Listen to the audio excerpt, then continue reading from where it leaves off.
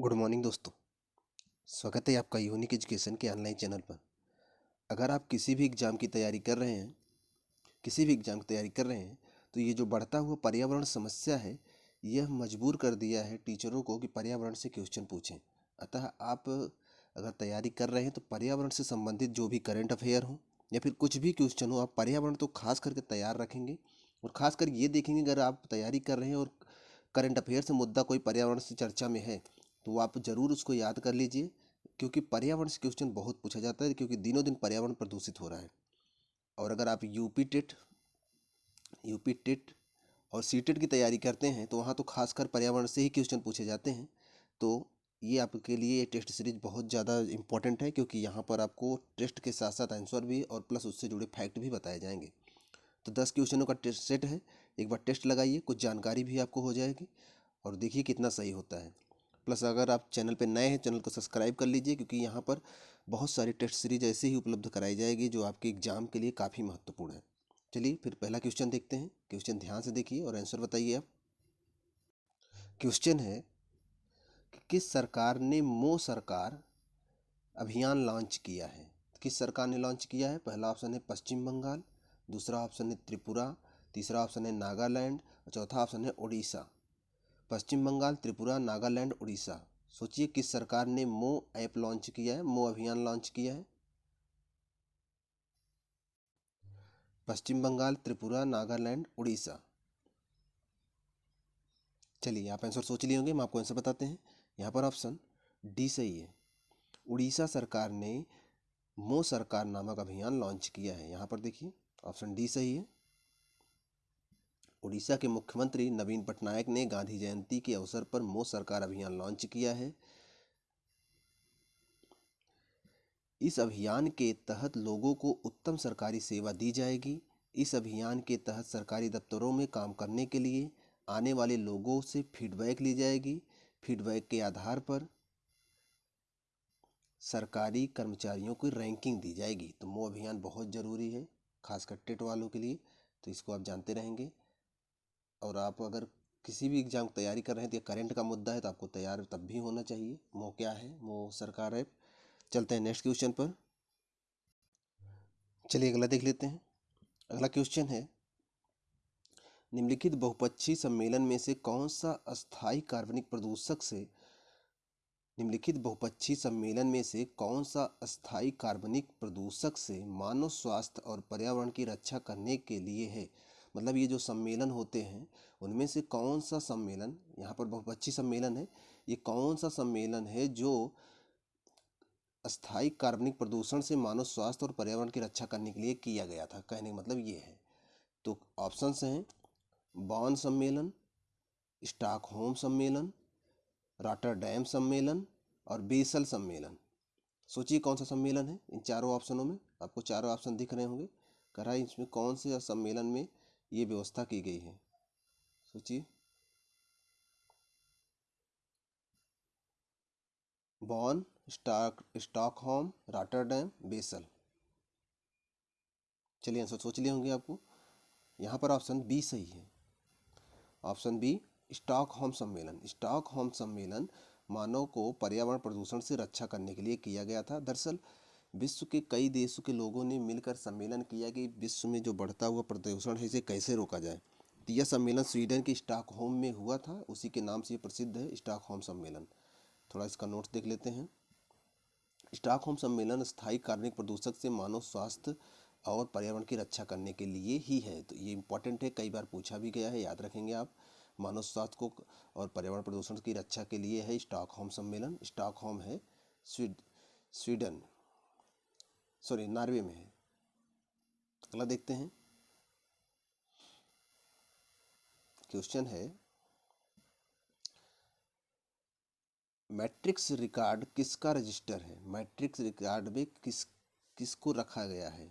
इस रिकॉर्ड में एक रजिस्टर है ये, इसमें किसको रखा गया है? खतरे में स्थित विदेशी प्रजाति को, खतरे में स्थित वन्य प्रजातियों को, मानव जनित गतिविधियों के तहत खतरे में जलीय स्थान, मतलब मानव जनित गतिविधियों के तहत खतरे में जो जलीय स्थान है उनको रखा गया है, या फिर इनमें से कोई नहीं। सोचिए। चलिए आंसर बताते हैं आपको।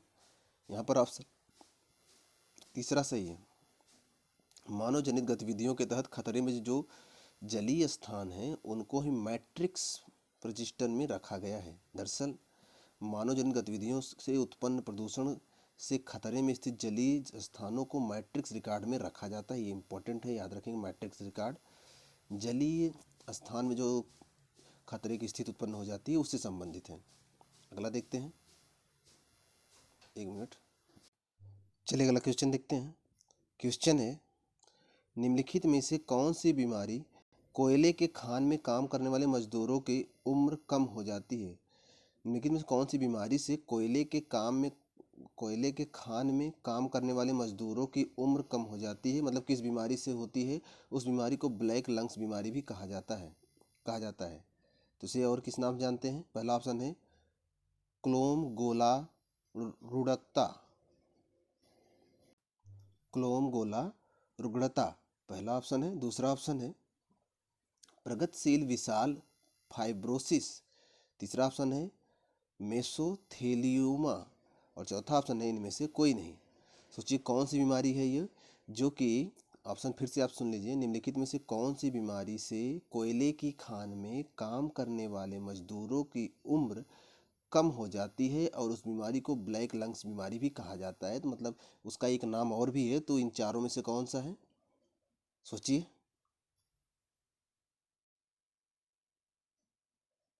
चलिए आंसर बताते हैं आपको। यहाँ पर ऑप्शन ए सही है। यहाँ देखिए, क्लोम गोला रुग्णता। क्लोम गोला रुग्णता मुख्य रूप से खदानों में काम करने वाले लोगों को होती है। इसका कोई अस्थायी इलाज नहीं है। दरअसल कोयले के खदान में जो लोग काम करते हैं उसके कोयले के जो छोटे कण होते हैं वो सांस के द्वारा फेफड़े में चले जाते हैं। यह रोग उनको हो जाता है। तो आप इसको याद रखेंगे, इम्पोर्टेंट भी है। अगला क्वेश्चन देखते हैं। क्वेश्चन है, वन्य जीव संरक्षण के क्षेत्र में अदम्य साहस दिखाने वालों को कौन सा पुरस्कार दिया जाता है? मतलब वन्य जीवों को संरक्षण के क्षेत्र में जो साहस दिखाकर उसमें कार्य करते हैं उनको कौन सा पुरस्कार दिया जाता है? इंदिरा गांधी पर्यावरण पुरस्कार, मेदिनी पुरस्कार योजना, तीसरा अमृता देवी बिश्नोई पुरस्कार, चौथा पीताम्बर पंत राष्ट्रीय पुरस्कार। सोचिए, बहुत इंपॉर्टेंट है आपके पेपर के एग्जाम से ये सब क्वेश्चंस। चलिए आप आंसर सोच लिए होंगे। यहाँ पर ऑप्शन सी सही है। अमृता देवी बिश्नोई पुरस्कार दिया जाता है। अमृता देवी बिश्नोई पुरस्कार वन्य जीव संरक्षण के क्षेत्र में अदम्य साहस दिखाने वाले को दिया जाता है। इसमें 1 लाख रुपए की राशि प्रदान की जाती है। तो याद रखेंगे आप, इम्पोर्टेंट है। अगला देखते हैं। अगला क्वेश्चन देखिए ध्यान से। क्वेश्चन है, एक मिनट। दाची-गाम राष्ट्रीय उद्यान कहाँ पर है? दाची-गाम राष्ट्रीय उद्यान कहाँ पर है? ऑप्शन है जम्मू कश्मीर, हिमाचल प्रदेश, उत्तराखंड, पंजाब। सोचिए। चलिए आंसर बताते हैं आपको। यहाँ पर ऑप्शन ए सही है, जम्मू कश्मीर में। हालांकि जम्मू कश्मीर अब राज्य नहीं है, केंद्र शासित राज्य हो गया है, लेकिन दाची गांव यहीं पर है। याद रखेंगे आप, इम्पोर्टेंट भी है। उत्तराखंड में जो है उसका नाम है उसका नाम है जिम कॉर्बेट।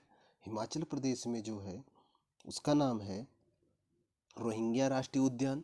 और पंजाब में जो है उसका नाम अबोहर अभ्यारण्य। तो यहाँ से दाची गांव पूछा गया था, तो दाची गांव जो है जम्मू कश्मीर में, बहुत इंपॉर्टेंट है, आप याद रखेंगे।